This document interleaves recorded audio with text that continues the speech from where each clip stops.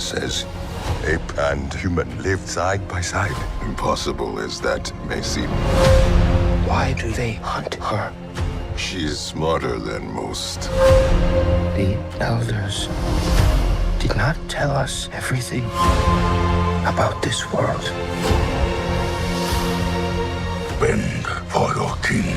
Kingdom of the Planet of the Apes comes to us from director Wes Ball and is the fourth film in the newest Apes franchise. And this movie takes place generations after Caesar's reign, where we follow a young ape named Noah who must venture out to rescue his tribe after they are kidnapped by a group of apes that take Caesar's name in vain. So, was anyone really asking for this movie? I mean, don't get me wrong, I absolutely adore that last trilogy, and we'll get to that in a minute, but did anyone really think we need to add on to this already perfect trilogy? Oh shit, I'm sorry. Those are my old notes for Kung Fu Panda 4. The ones I never got to use, in fact.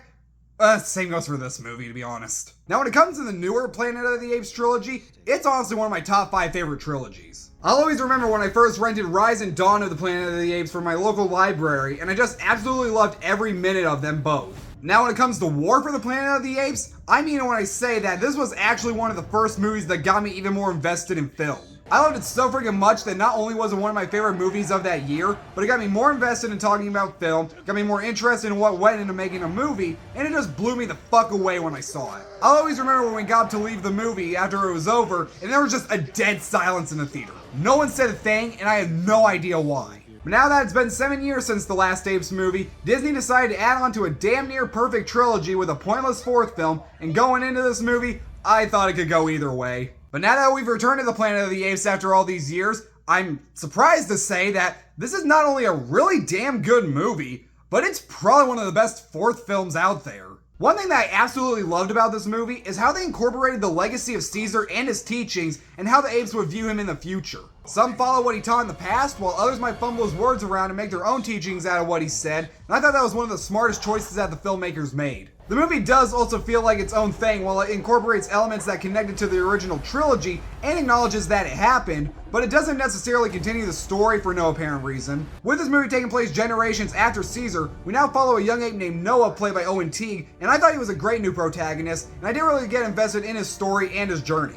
Proximus I thought was a great villain. I loved his motive that I can't really get into because of slight spoilers. He felt like a legit threat, but also, he isn't in the movie that long because he doesn't really show up until like halfway through. But good God, is this a beautiful looking movie. The landscape, the look and feel, it's all great, and it really gave me vibes of both Avatar, with like the apes and seeing how they live and stuff, and The Last of Us with like all the abandoned buildings and just the dystopian wasteland that they inhabit. The CGI is also incredible. There are obviously points where you can tell that it's computer generated, but there are also points where it looks so realistic, especially with some close-up shots. The one that stuck out to me the most was a shot of Noah's eye close up to a telescope, and it's not Avatar amazing, but good God is it some of the best CGI I've seen in a while, and it never looked unfinished or rushed. And this is another case where I never felt the runtime, and this is a near 2.5 hour long movie, and it flew by for me.